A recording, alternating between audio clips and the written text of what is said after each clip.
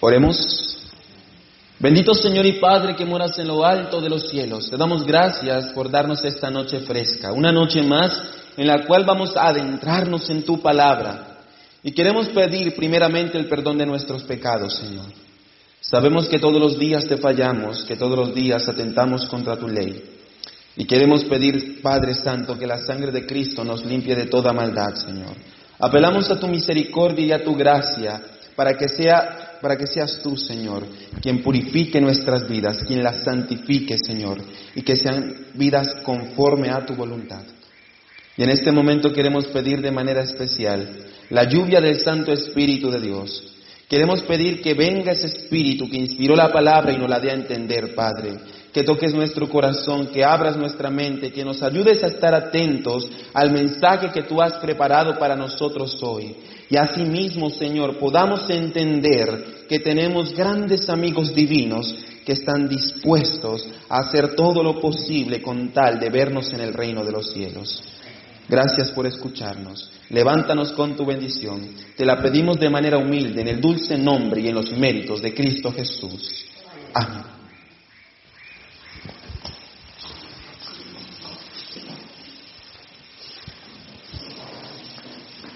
La temática de esta noche se titula Dos intercesores y un mediador. Y muchos dirán, ¿cómo así, hermano Andrés? Ese título está un poco raro. ¿Cómo que dos intercesores pero un mediador? Cuando nosotros hacemos un estudio sistemático de las Escrituras, claramente podemos observar esta realidad. La Biblia presenta de que hay dos intercesores, pero un mediador. Y nos vamos a dar cuenta que intercesor no es lo mismo que mediador. Ahora, ¿por qué es importante esta temática? En primer lugar, es importante entender esto ahora, porque esos dos intercesores son los que nos fortalecen en los momentos de aflicción y son los que nos confortan también en los momentos de alegría. Cuando el apóstol Juan, ya un viejito de casi 90 años, estaba padeciendo por causa de la palabra de Dios y por el testimonio de Jesús, dice la palabra que estaba en la isla de Patmos como un preso, como un esclavo, en una mina rocosa. Un viejito de 90 años siendo esclavizado, allí en esa isla llamada Patmos, cerca al mar Egeo. Y dice la palabra que el viejito ya no podía más, y estaba muy cansado, y una vez en espíritu, en el día del Señor, se encontró con uno de esos amigos, con uno de esos intercesores. Se le apareció, él escuchó como una gran voz de trompeta. Y cuando él se volvió a mirar, se dio cuenta que era el Hijo del Hombre. Y el Hijo del Hombre se le acercó, le puso su diestra sobre él y le dijo, no temas, yo soy el primero y el último. Yo soy el que vivo, estuve muerto, pero ahora vivo por los siglos de los siglos. Y ahora tengo las llaves de la muerte y del Hades. En otras palabras, Cristo le estaba diciendo a Juan, a su discípulo amado, mira Juan, no temas. Ya has padecido bastante por causa de mi nombre. Ya has sufrido, ya has enfrentado el martirio por causa de mi evangelio. Ahora estás siendo esclavo y eres oprimido, eres preso aquí en Patmos. Pero no temas porque yo he venido hasta este lugar para fortalecerte, porque yo soy el primero y el último, y soy el que te prometí que estaré contigo todos los días hasta el fin del mundo. Y no importa, Juan, si tú tienes que nuevamente afrontar el martirio, no importa, yo tengo las llaves de la muerte y del Hades. Y como yo vencí la muerte, también te puedo dar la victoria sobre ella. Y si tú mueres, es evidente que cuando regrese, también te voy a resucitar. Amén. Así que claramente allí encontramos a uno de esos amigos fortaleciendo a uno de sus discípulos en un momento de aflicción. Y si lo hizo con el apóstol Juan, ¿será que no lo va a hacer con nosotros? Claro que sí. Quizá en este momento muchos de nosotros no hemos sentido la diestra de Dios, pero yo puedo asegurar que también muchos de nosotros hemos visto cómo Dios ha dado respuesta a nuestras oraciones, ¿sí o no? Gloria al Señor. Pero también tenemos otro amigo llamado el Espíritu Santo. En Hechos 9:31 dice la palabra que el Espíritu Santo era el que confortaba a la iglesia, dándole ánimo para seguir predicando la palabra de Dios. Así que allí tenemos dos amigos que están con nosotros en las buenas y también en cuando, en las malas, ¿verdad que sí? Ahora vamos a profundizar un poco acerca de esta gran realidad, de estos dos intercesores. Y lo primero que debemos hacer para poder presentar esta temática es aclarar que el Hijo o Jesucristo, como le conocemos, no es la misma persona que el Espíritu Santo, sino que son dos personas distintas por identidad. Y para empezar este estudio, quiero invitarles a abrir la palabra de Dios en el Evangelio sinóptico de Mateo. Evangelio sinóptico de Mateo, vamos a leer el capítulo 3 y leemos en el versículo 16.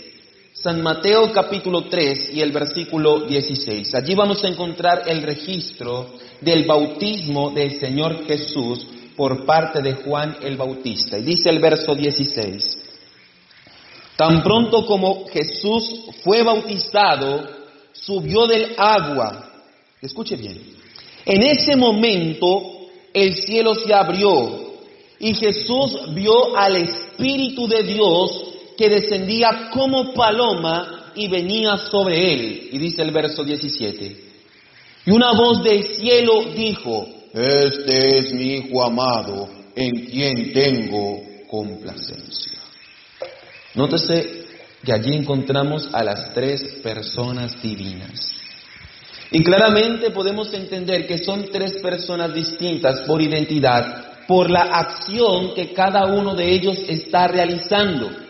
En primer lugar encontramos a Cristo que está subiendo del agua, y cuando éste sube, dice la palabra que vio al Espíritu Santo descendiendo del cielo en forma de paloma. Y después encontramos la voz del Padre que dice: Este es mi Hijo amado, en quien tengo complacencia. Así que allí encontramos tres agentes realizando tres acciones distintas. Cristo sube del agua, el Espíritu Santo desciende y el Padre está hablando. Así que por la acción verbal podemos entender que hay tres identidades. Cristo no es el Espíritu Santo porque no se está viendo a sí mismo, está viendo a otro que desciende en forma de paloma, y el Padre truena o habla desde los cielos. Note también lo que dice allí mismo en Mateo, el capítulo 12. Mateo, el capítulo 12, y vamos a leer el versículo 31. Mateo capítulo 12 y el versículo 31. Viene hablando acerca del pecado que no tiene perdón. Y dice el verso 31. Por tanto os digo, todo pecado y blasfemia serán perdonados a los hombres, pero la blasfemia contra el Espíritu no será perdonada. Todo pecado puede ser perdonado, ¿verdad que sí? Todos los pecados son perdonados por la sangre de Jesús. Que si tú has robado, puedes tener perdón de Dios. Que si tú has mentido, puedes tener perdón de Dios. De que si has cometido adulterio, puedes tener perdón de Dios. Porque para eso Cristo murió en la cruz del Calvario, para darte perdón.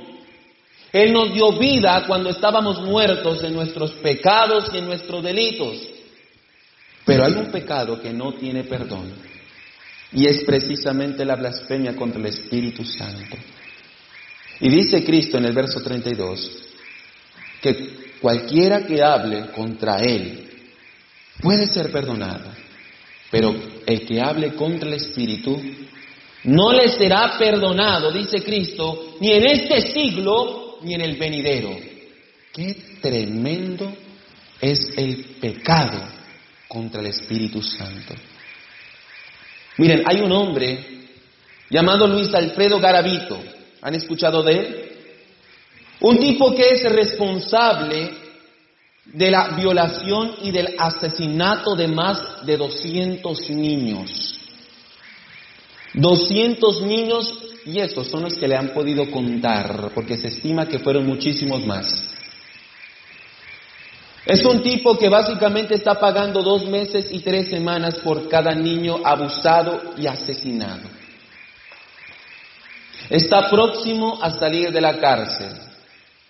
Hoy en día, Luis Alfredo Garavito profesa ser cristiano y aparece en las entrevistas con una Biblia debajo de su brazo, pidiendo perdón a todas las familias a las cuales él dañó.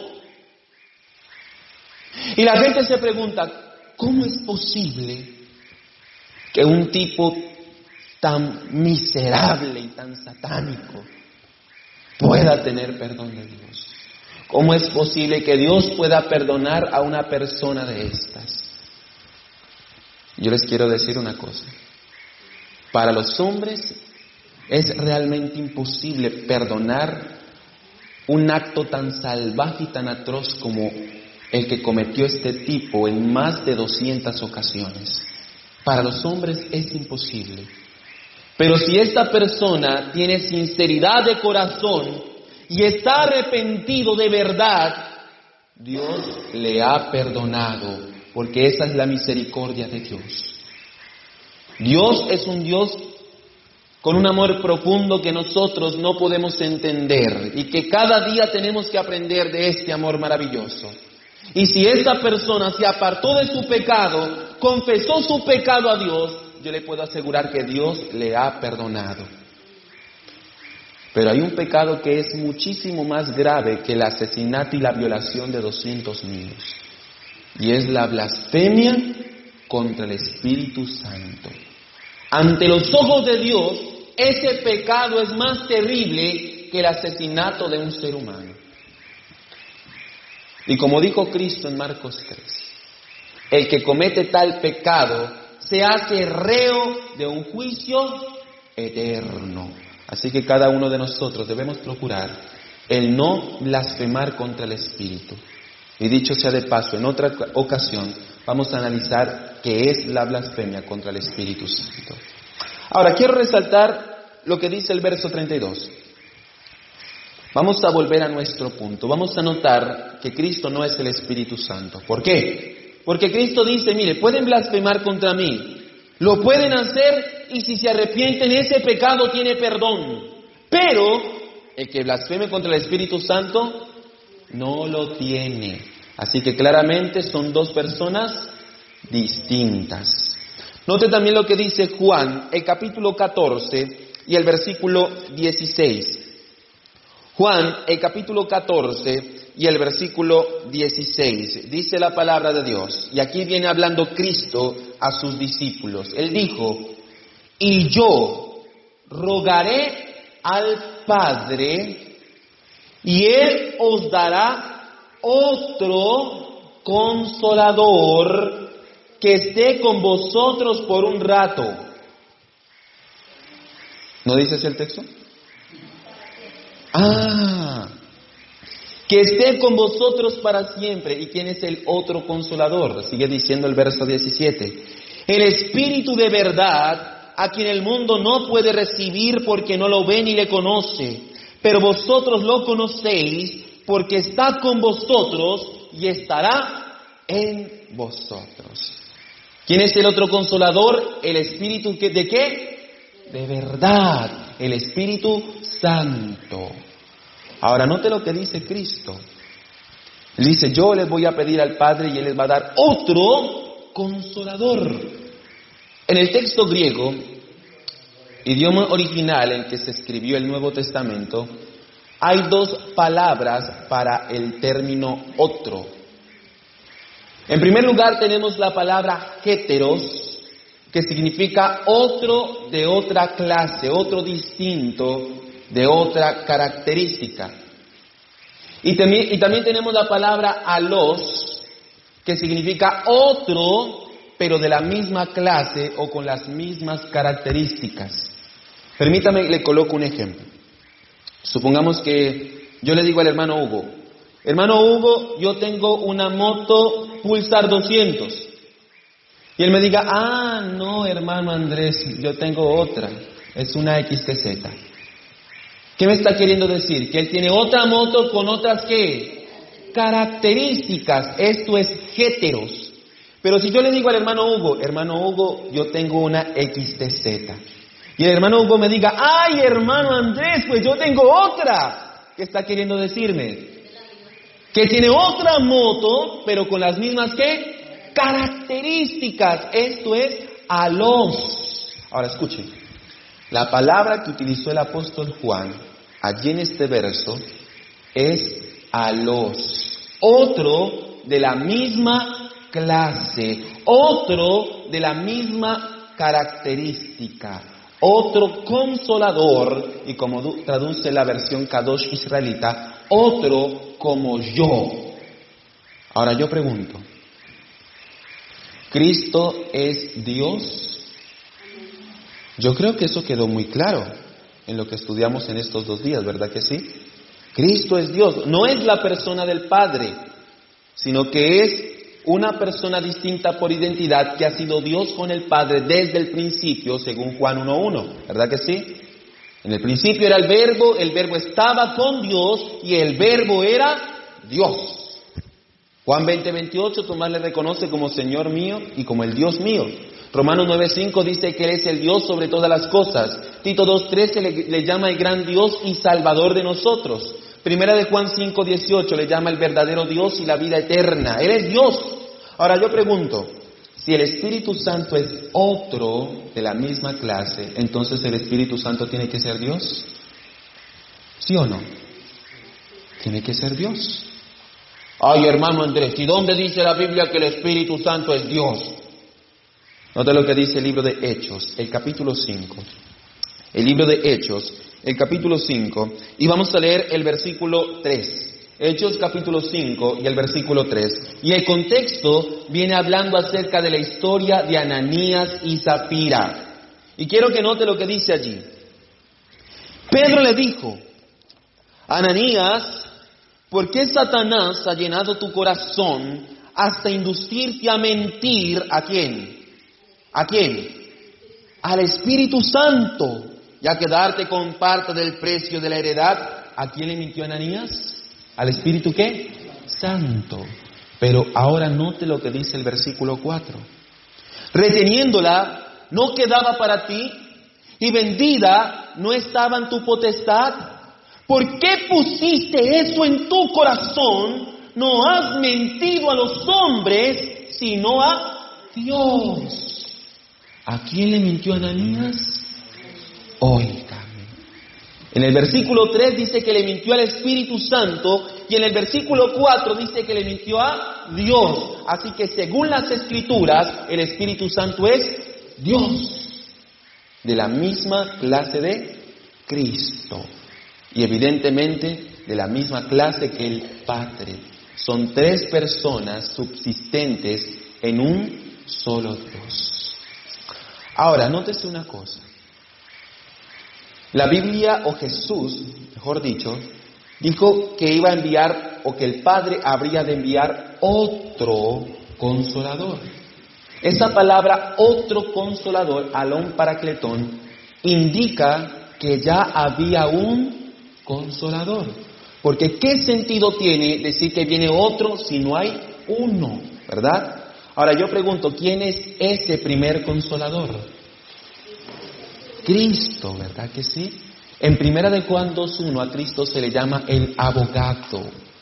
Esa palabra abogado que aparece en nuestra Biblia, en el griego es parácletos, que en Juan 14 se tradujo como consolador. Así que Cristo es el primer consolador y el Espíritu Santo es el otro consolador. Ahora yo pregunto, ¿de dónde proviene el primer consolador que es Cristo? ¿De dónde proviene Él? Note lo que dice Juan el capítulo 17 y el versículo 5. Juan capítulo 17 y el versículo 5. El contexto viene hablando acerca de la oración sumo sacerdotal de Cristo por sus discípulos. Y dice el versículo 5. Ahora pues, Padre, glorifícame a tu lado con la gloria que tuve junto a ti antes que el mundo fuese. ¿En dónde estaba Cristo antes que el mundo fuese? ¿Junto a quién? Junto al Padre. Ahora la palabra junto a ti en el texto griego es parasoi. La preposición para significa del lado de, cerca de o junto a. Recuerden esta preposición porque vamos a volver a ella más adelante. Así que Cristo le está pidiendo al Padre: Padre, cuando yo resucite de entre los muertos y ascienda al cielo, siéntame al lado tuyo y dame la misma gloria que tuve junto a ti antes de que todas las cosas llegaran a existir. Así que Cristo, antes de la encarnación, antes de hacerse hombre, estaba a la diestra del Padre. Por eso, en Juan 6:63, Cristo dijo: ¿qué pasaría si vierais al Hijo del Hombre subir donde estaba primero? Ahora yo pregunto, ¿a dónde es que subió Cristo en su ascensión? ¿A dónde? A la diestra. Salmo 110:1, ¿no? Dijo el Señor a mi Señor: siéntate a mi diestra hasta que ponga a tus enemigos por estrado de tus pies. Y Cristo dice: ¿qué pasaría si me vierais subir a donde estaba primero? Así que si Cristo en su ascensión subió a la diestra del Padre, es porque ese era el lugar antes de su encarnación. ¿Sí o no? Amén. Note también lo que dice Juan, el capítulo 1 y el versículo 18. Juan, el capítulo 1 y el versículo 18. Y quiero leer el texto que, según los eruditos, es el original, porque Reina Valera pues tiene diferentes alteraciones que no me convencen a mucho.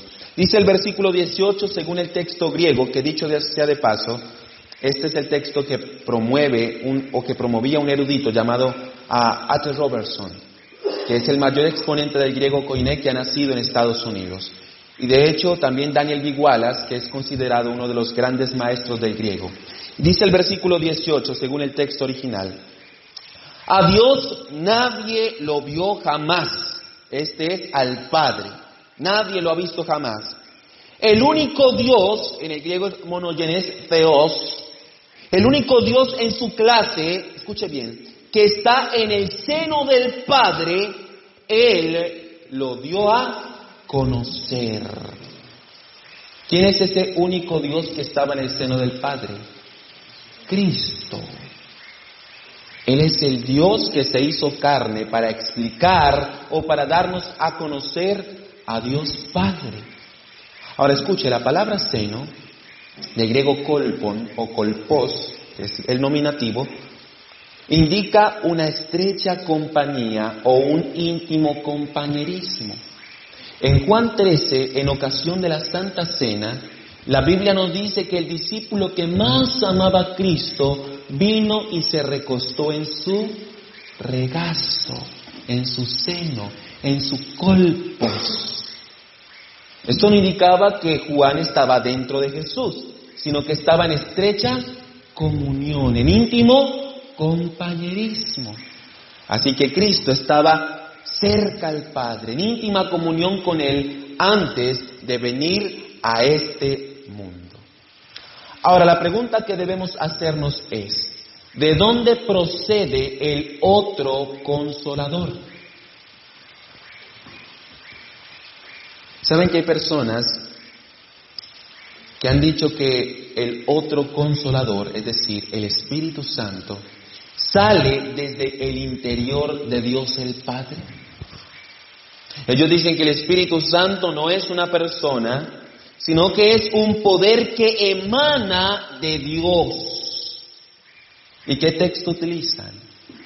Primera de Corintios, el capítulo 2. Vamos a ver este texto. Primera de Corintios, el capítulo 2. Y quiero leer el versículo 11. Primera de Corintios, el capítulo 2 y el versículo 11. Dice la palabra de Dios: porque ¿quién de los hombres conoce lo íntimo del hombre? Escuche bien. Sino el espíritu del hombre que está en él. ¿Dónde está el espíritu del hombre? En él, dentro de sí. Y después dice, así también nadie conoció las cosas de Dios, sino el espíritu de Dios. Así que aquí es donde muchos dicen, óigame, su espíritu es una persona diferente a usted. Y es evidente que no. Entonces dicen, se da cuenta a sí mismo con Dios. El Espíritu Santo no es una persona aparte de Dios, sino que está dentro de Dios como su espíritu está dentro de usted. Pregunto yo, ¿parece lógico el argumento? ¿Sí o no? Parece lógico. Pero escuche bien. Hay una diferencia entre el espíritu que Dios le dio al hombre y los espíritus celestiales. De hecho, en la Biblia este es el único pasaje donde el apóstol Juan comparó el espíritu del hombre con el Espíritu Santo de Dios. Pero aunque el apóstol Juan hizo o empleó un paralelo, tuvo sumo cuidado de enmarcar la diferencia. ¿Por qué? Porque cuando habla del espíritu del hombre, dice que el espíritu del hombre está en él. Pero cuando habla del Espíritu Santo, esa cláusula ya no se localiza. Sencillamente el texto dice, y nadie conoció las cosas de Dios, sino el Espíritu de Dios. Y ahí finaliza. Y en el versículo 12 dice que el Espíritu proviene de Dios, y en el griego emplea una preposición que es ek, que significa fuera de. Es una preposición locativa. Si Pablo tenía la intención de escribir que el Espíritu Santo salía de dentro de Dios el Padre, hubiese empleado eis en vez de ek. Ahora, ¿por qué el apóstol Pablo, aunque hace el paralelo entre el Espíritu Santo y el Espíritu del hombre, tuvo sumo cuidado de marcar la diferencia? ¿Por qué? ¿Saben por qué? Porque según el concepto apostólico, el Espíritu Santo no sale de dentro de Dios el Padre. Porque la Biblia dice en Juan 4 que el Padre es espíritu. ¿Y cómo puede un espíritu salir de dentro de otro espíritu? No se puede. Ahora quiero que note de dónde procede el Espíritu Santo según la palabra, Juan 15 y el versículo 26. Y lástima que no puedo reflejar el texto, lo tengo en la USB, pero lástima que no lo podemos reflejar debido al video beat. Quería mostrarles el texto griego de Juan 15, 26. Dice la palabra de Dios, en Reina Valera 60 otra vez, dice allí, pero cuando venga el Consolador, que os enviaré del Padre, el Espíritu de verdad que procede del Padre, Él testificará de mí. Sencillamente Reina Valera traduce, Él que procede del Padre. Pero en el texto griego emplea la preposición para. ¿Recuerdan qué significa para? Junto a o del lado de o cerca de. En el texto griego dice para tou patros, esto es del lado del Padre, ekperotai, procede o sale. Tenetma tes alefeias, el espíritu de verdad. Así que según el texto griego, el Espíritu Santo sale del lado del Padre. Y de hecho, la Biblia Jerusalén, en cualquiera de sus ediciones, 1975, Universidad Jerusalén, 1998, la que usted quiera, todas las Biblias Jerusalén traducen el Espíritu que procede de junto del Padre.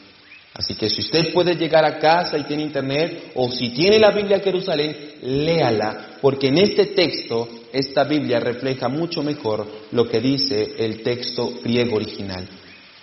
Así que según la Biblia, el Espíritu Santo también sale del lado del Padre. Ahora, escuchen. En Apocalipsis 1, 4 al 5, el apóstol Juan envía una salutación a las 7 iglesias. Y dice, de parte del que es, del que era y el que ha de ser, del Padre. Y después dice, y de parte de los 7 espíritus que están ante su trono. ¿En dónde están los 7 espíritus? Ante su trono. Ahora, todos sabemos que el número 7 representa plenitud. Ejemplos. Dios, para crear este mundo pleno y perfectamente, ¿cuántos días tardó? 7 días. 6 días crea y el 7º que hizo, descansó. El sumo sacerdote en el día del Yom Kippur, para purificar plenamente el pecado de Israel, ¿cuántas veces asperjaba la sangre en el arca del pacto? 7 veces. Israel, para poder destruir plenamente a Jericó, ¿cuántos días la tuvo que rodear? 7 días. Y el 7º día, dice la palabra, la rodearon 7 veces. Y después de esto, 7 sacerdotes se dispusieron a tocar 7 shofares, 7 trompetas. Y después pegaron el grito, el muro cayó y Jericó fue destruida por completo. Naamán el sirio, para ser curado de su lepra, ¿cuántas veces tuvo que sumergirse en el río Jordán? 7 veces. Jesús, para alimentar a una multitud de 5,000 personas, ¿cuántos alimentos usó? 7. ¿Cuántos panes y cuántos peces? 5 panes y 2 peces. O 2 peces y 5 panes. Muy bien. 5 panes y 2 peces. Así que el número 7 representa plenitud. Es decir, que cuando la Biblia habla de los 7 espíritus ante el trono, habla de la plenitud del Espíritu Santo, que no está dentro del Padre, sino delante del Padre. Y dicho sea de paso, en Apocalipsis 4:5 se simboliza al Espíritu Santo con el candelabro de 7 brazos que estaba en el lugar santo. Y dice que ese candelabro está ante el trono del Padre. Interesante notar que en Apocalipsis 5 aparece el Cordero de Dios que toma el librito de la mano derecha del Padre. Y después dice que envía la plenitud del Espíritu Santo a toda la tierra. Allí está describiendo lo que ocurrió en el Pentecostés, según Hechos 2. Así que claramente las Escrituras presentan que el Espíritu Santo no sale de dentro del Padre, sino que sale de su lado, de su cercanía, de su misma presencia. Ahora escuche una cosa. Las preposiciones pros, delante de, o para, del lado de, o ek, fuera de, no implica que literalmente tenemos al Espíritu Santo al lado del Padre y a Cristo al otro lado, no. Porque recordemos que Dios es un ser que escapa del espacio-tiempo. Estas preposiciones denotan compañía, cercanía, compañerismo, como en Hechos 2, citando Salmo 16, donde el Mesías habla proféticamente, porque Jehová está a mi diestra y lo he puesto delante de mí, no seré conmovido. Así que delante y al lado de son expresiones o preposiciones que indican compañerismo. Ahora, quiero enfatizar un punto y que es muy importante en este momento.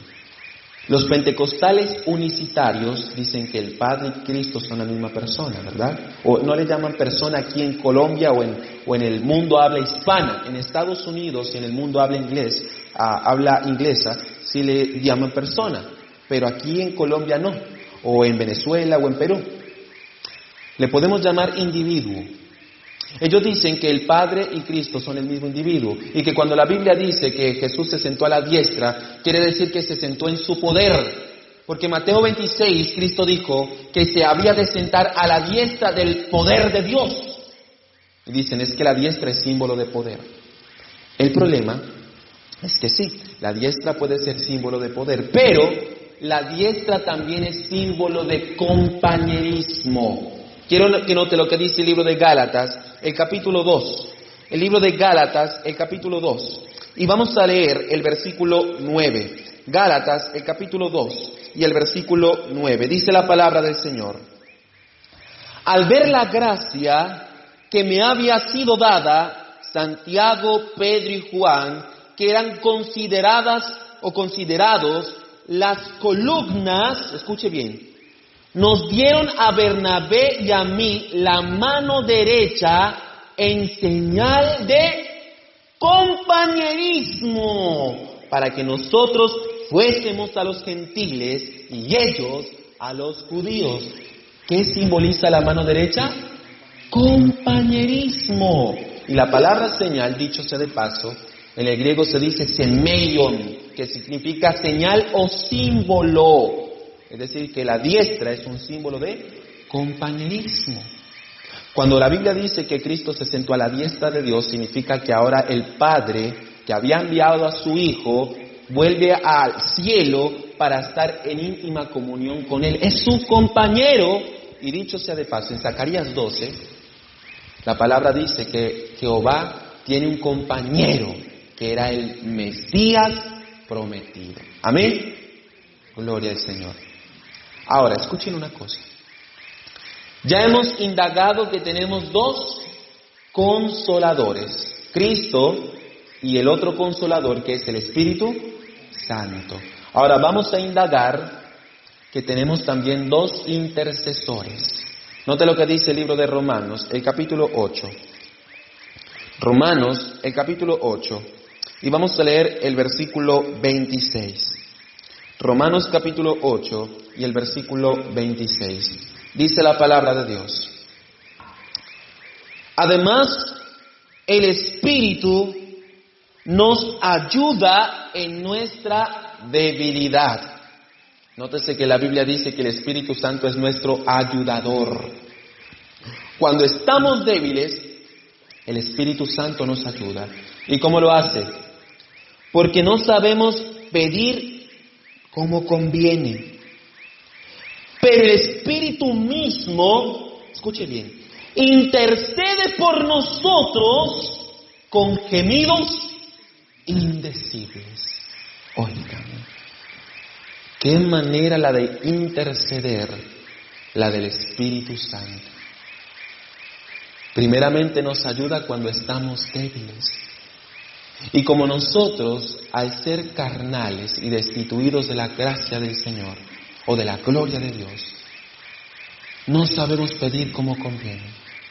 Como dice Santiago 3, pedís y no recibís porque pedís mal.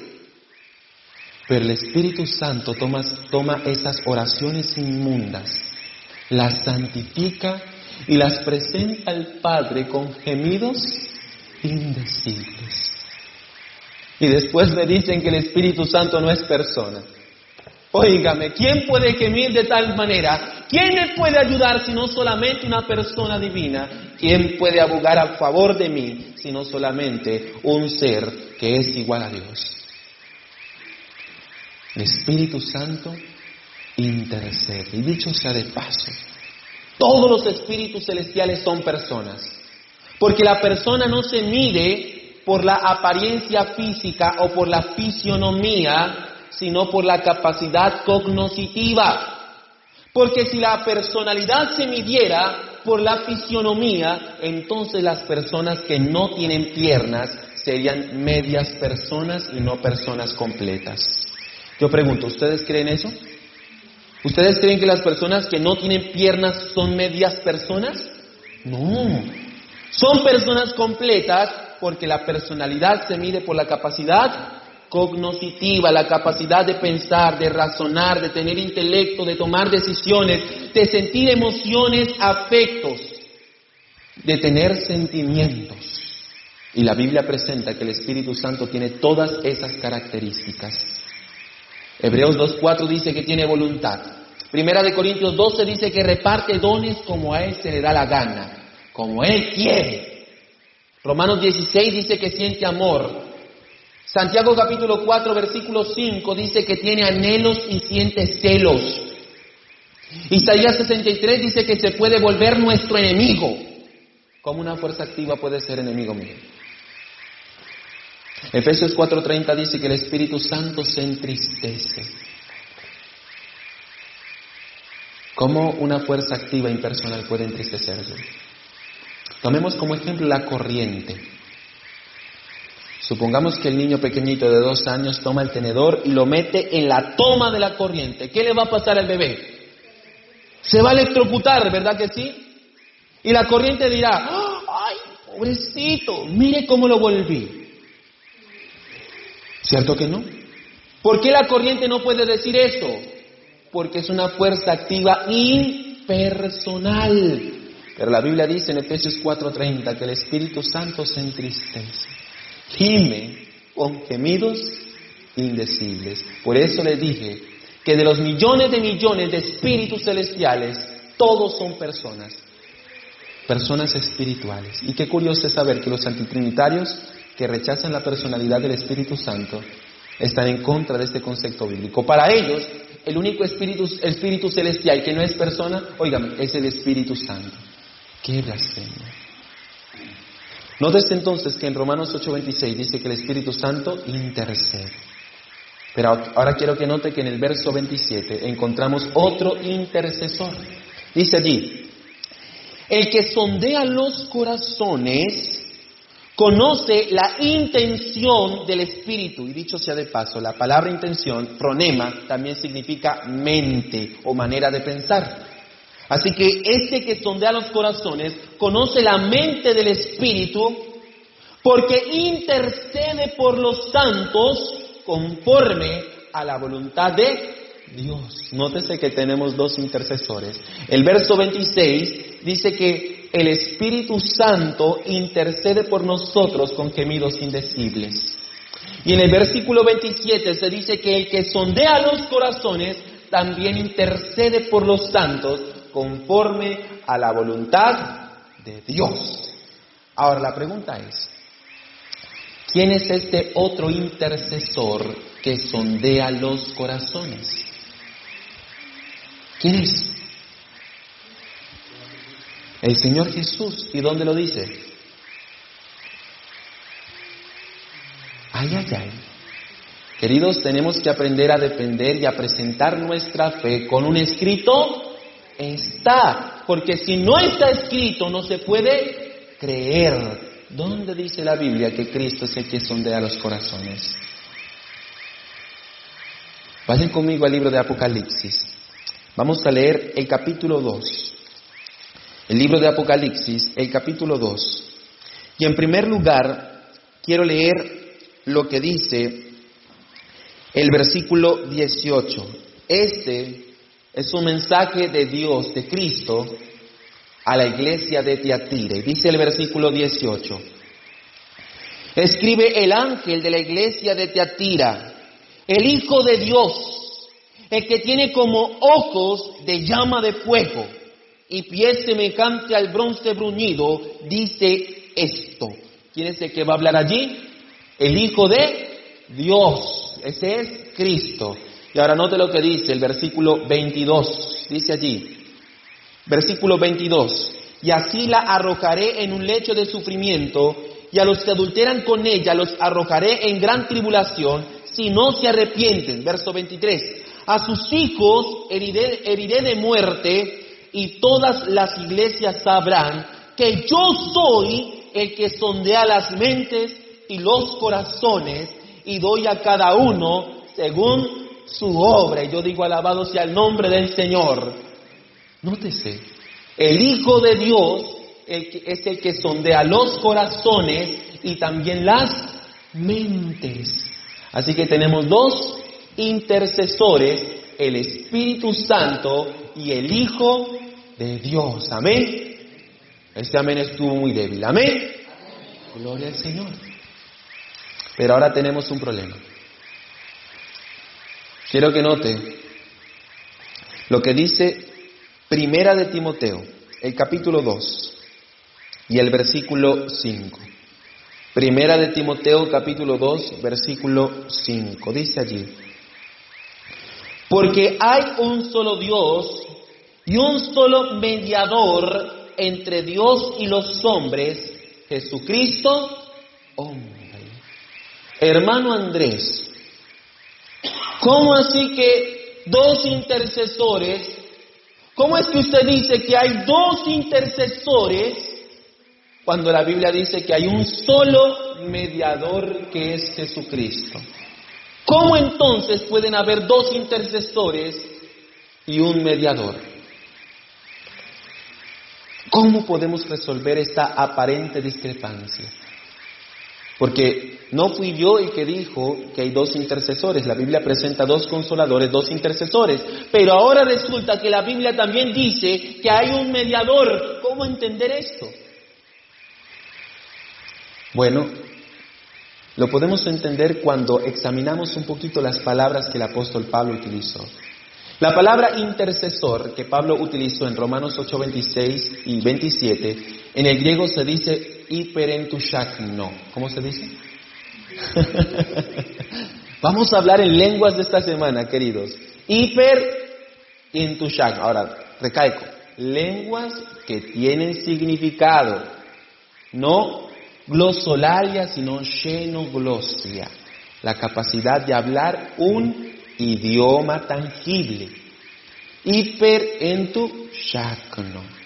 Esa palabra, hiperentushakno, que se ha traducido como intercesor, en realidad significa un ayudador, un amigo, alguien que está conmigo en los momentos de debilidad, un confortador, alguien que procura un bienestar para mí.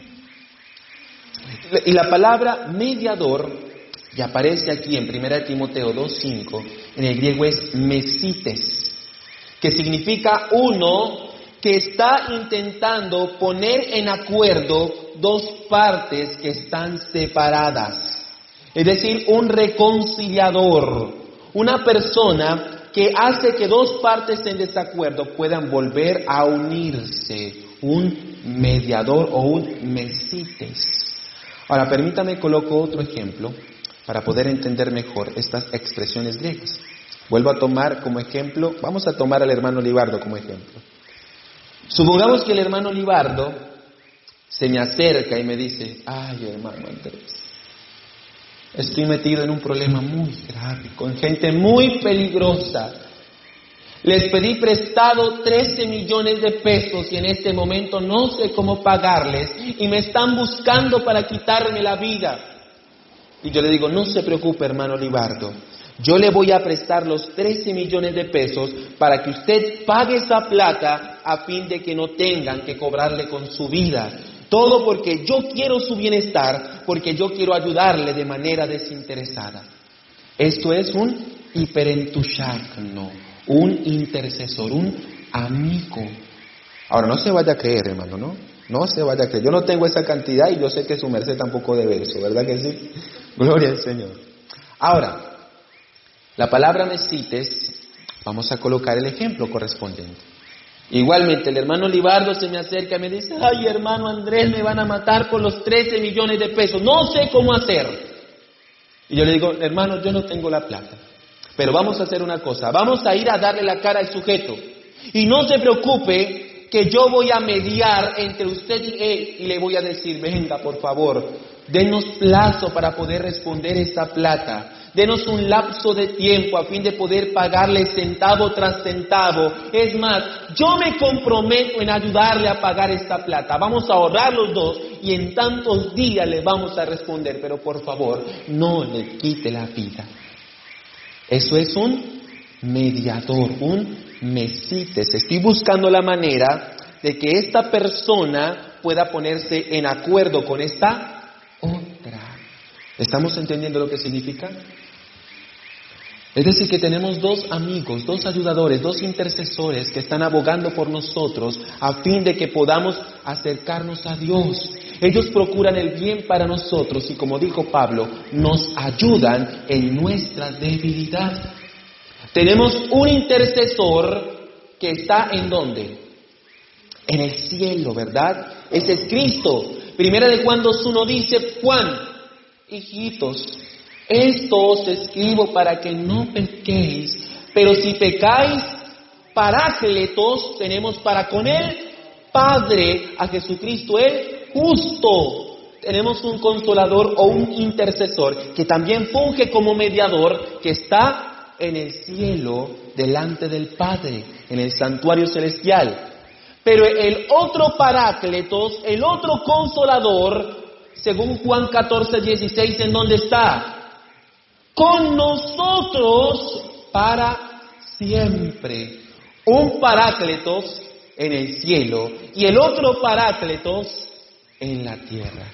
Gloria sea al Señor.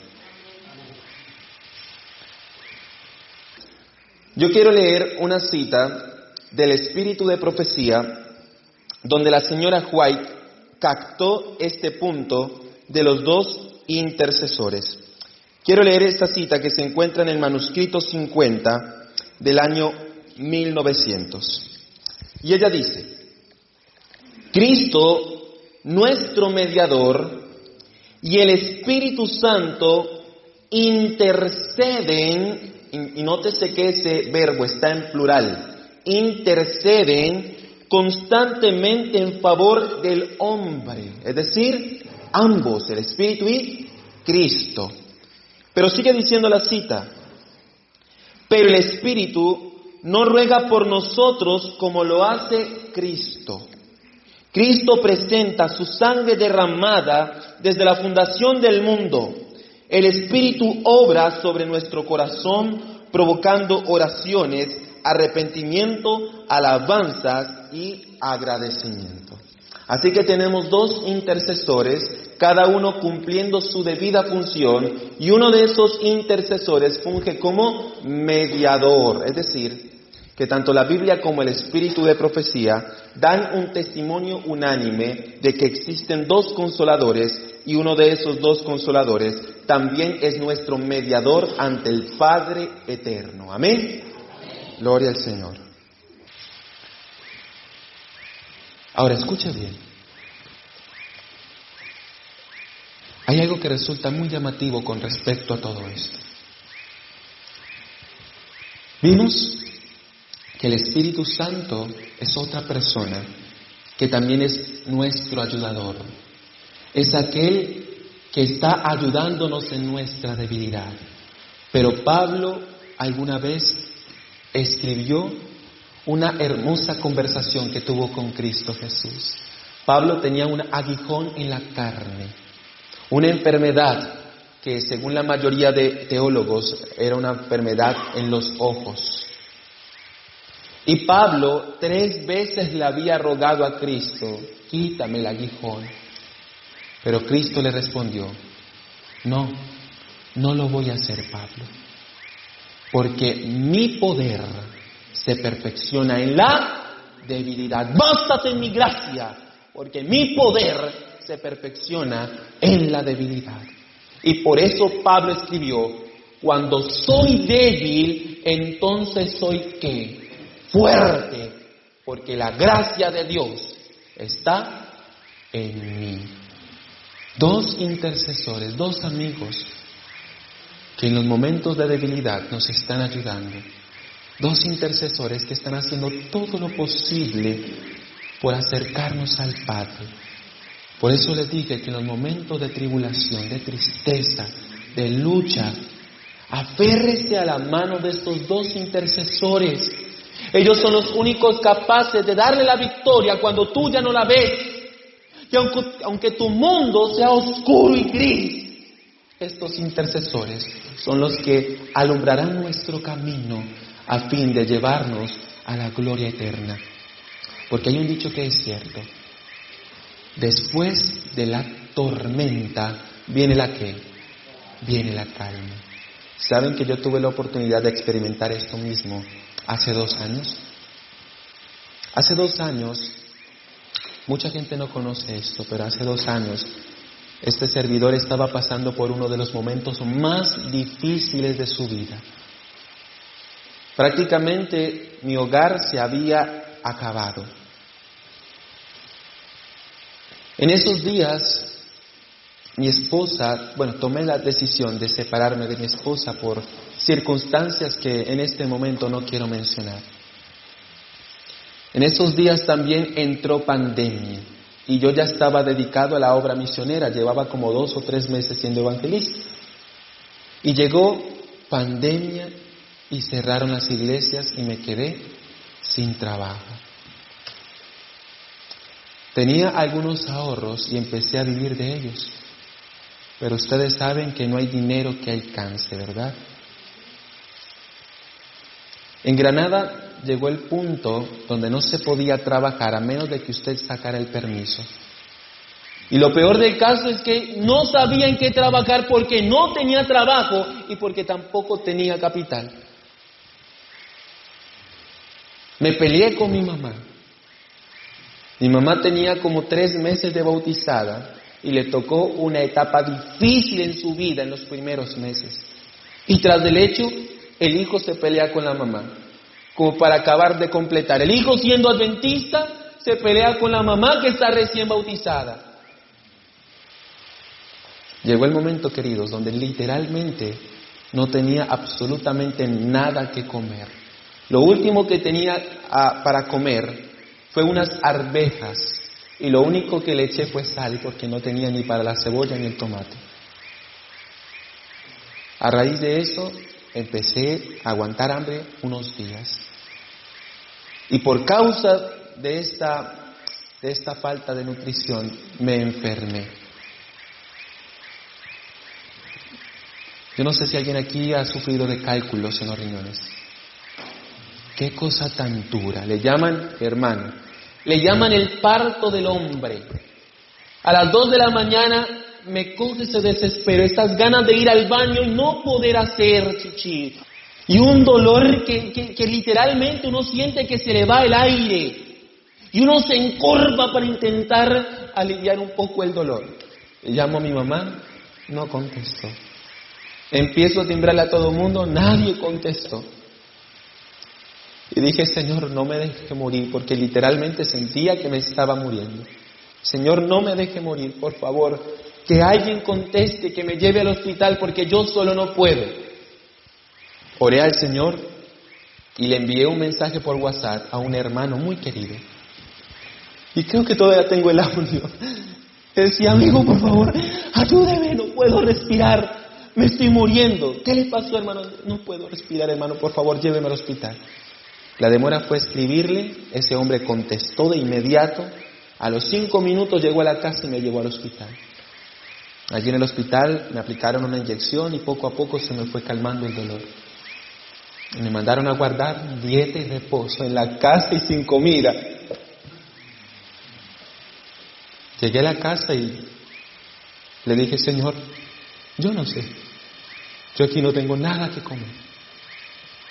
Pero usted es el único capaz de ayudarme a mí en este momento. Hermanos, sin mentir, la demora fue orar. Y a los 10 minutos llegó el mismo hermano con 2 bolsas de mercado. Me dijo, hermano Andrés, aquí le envió el Señor. Yo quedé como, ¿en serio, hermano? Me dijo, sí. Esto es para que usted se pueda recuperar. Yo sé que en este momento no puede trabajar, pero aquí tiene este mercado para que se pueda bandear en estos días. Queridos, ¿quién respondió esa oración sino Dios? ¿Quién más sino el Todopoderoso? Pero escuchen, en esos días también me detectaron depresión. Y por esa razón, por la depresión, fue la causa o el motivo detonante por el cual me peleé con mi mamá.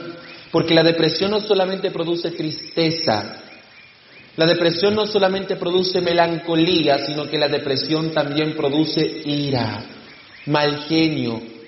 La depresión se encarga de alejar a sus más cercanos, porque aunque anhelamos hablar con alguien, nuestra actitud refleja que no necesitamos a nadie. Me enfermé de depresión. Y la verdad, queridos, cuando una persona está en ese estado, hasta pensamientos suicidas llegan a su mente. Y lo único que me acordaba eran las palabras de Job. Andrés, tú que tanto predicabas, Andrés, tú que tanto intentabas ayudar a la gente, Andrés, tú que eras como el cantor del distrito, el que te llamaban a predicar en diferentes lados, a enseñar la palabra, ahora mírate cómo estás. Solo y humillado, sin nadie que te ayude, sin nadie que te tienda la mano. De esta manera me sentía yo. Y fueron días tristes y oscuros. Allí fue donde Me lavé la cara y dije, yo no puedo seguir así. Yo soy un cristiano y sé quién he creído. No puedo permitir que el diablo me gane esta batalla. Y me fui para el baño, me arrodillé en la ducha y lloré como nunca antes, clamándole a mi Señor. Oré de una manera tan bonita que sentí literalmente que la presencia de Cristo y del Espíritu Santo estaban al lado mío. Es una paz, una sensación tan indescriptible, que realmente es inefable, no hay palabras humanas que la puedan describir. Y en ese momento dije, no, si no puedo predicar, si no puedo sustentarme en este momento, voy a empezar a predicar por las redes sociales. Y abrí un Facebook y empecé a predicar mis temáticas por YouTube y a subir artículos por Facebook. Y entre más artículos subía, más sentía que Cristo y el Espíritu Santo estaban conmigo. Y poco a poco el Señor me fue fortaleciendo. Después de estos días me llegó una donación con la cual pude comprar un equipo de panadería. Me dediqué a vender pan en esos días. Más adelante pude reconciliarme con mi esposa y ella volvió a casa con mis pequeños hijos. Eso fue un motivo de mucha alegría, de mucha fortaleza. Creo que los hijos le dan a uno esas ganas de seguir luchando por la vida y sacarlos adelante, ¿verdad que sí? Llevaba más de 3 meses sin poder ver a mis hijos y mi hija cuando me vio ya me desconocía. Tuve que volverme a ganar el cariño de ella poco a poco. Y después llegó otro pequeño, como reconcilia, y no voy a decir que no, me dio duro, porque ya eran 3, porque la economía en ese momento no era la mejor. Pero después de que nació este pequeño, queridos hermanos, realmente he visto como la bendición de Dios ha reposado sobre mí y sobre mi hogar. Me reconcilié con mi madre, mi hogar ha progresado en todos los sentidos, y hoy en día, pues, aunque no tengo la mejor vida, no me quejo, tengo una vida hermosa. Todo porque Cristo y el Espíritu Santo están conmigo. Y eso que hizo el Espíritu Santo y Cristo conmigo está dispuesto de hacerlo con cada uno de nosotros. Muchas veces sentimos que los problemas actuales nos están ahogando, nos están consumiendo. Queremos muchas veces como desaparecernos. Queremos muchas veces que nos trague la tierra o quizá huir y empezar una nueva vida en otro lugar. Pero yo quiero decirte en el nombre de Jesús en esta noche, espera en Cristo, permite que Él luche las batallas por ti y prontamente volverás a mirar atrás y vas a recordar que aún en medio de la más acérrima tribulación, Cristo estuvo contigo. Es el momento, queridos, de no desfallecer, de rogarle a Cristo, al Espíritu Santo y al Padre, para que nos den fortaleza, para poder ser débiles, a fin de que Él nos dé fuerza, para pasar estos momentos de angustia y prontamente veamos esa esperanza que llena nuestro corazón. Podamos ver cómo Cristo peleará por nosotros y nos dice, estad quietos, que yo lucharé por ti. Yo quiero invitar a esos amigos, a esos hermanos, a que si en este momento están pasando por una situación actual y saben que necesitan de la gracia de Jesús, yo quiero invitarles a que le busquemos de corazón, a que nos coloquemos de pie. Vamos a pedir al Señor su bendición en este momento, a fin de que su gracia sea derramada en abundancia. Y no importa el problema en que estemos pasando ahora, lo importante ahora es buscar de Dios, buscar de Cristo y de su Espíritu, para que Él se encargue de solucionar todas nuestras dificultades. Si usted puede arrodillarse, yo le invito a que por favor lo haga. Vamos a orar. Oremos. Bendito Señor y Padre que moras en lo alto de los cielos. Alabado, glorificado y magnificado sea tu nombre, Señor, por toda la eternidad. Te damos gracias, Padre, porque en tu palabra está escrito que tenemos 2 amigos, 2 intercesores, 2 consoladores que están dispuestos a consolarnos y a confortarnos, aún en los más dificultosos momentos de nuestra vida. Gracias, Señor, porque tú eres un Dios de esperanza, Un Dios que promete enviar a Cristo por segunda vez a fin, Padre Santo, de llevarnos a ese mundo donde solamente reinará el amor, la justicia, la paz y la equidad. Yo quiero poner en tus manos de amor, Señor, cada problema, cada dificultad que mis hermanos puedan estar atravesando en este momento. No importa, Señor, la dificultad, pueda ser económica, pueda ser familiar, pueda ser conyugal, pueda ser espiritual. Yo la coloco en tus manos, Señor, para que prontamente tú respondas a sus oraciones, para que tú les confortes en los momentos más paupérrimos de nuestra existencia, para que cuando salgamos de ese momento tengamos un motivo más por el cual darte la gloria y la honra que solo tú te mereces, Señor. Padre, bendícelos, acompáñalos, guíales, dales fortaleza, dales poder, Señor, a fin de resistir al maligno, a fin, Padre, de que prontamente estemos firmes cuando Cristo regrese por nosotros. Gracias por escucharnos. Levántanos con tu bendición. La pedimos en el sacrosanto y poderoso nombre de Cristo Jesús. Amén.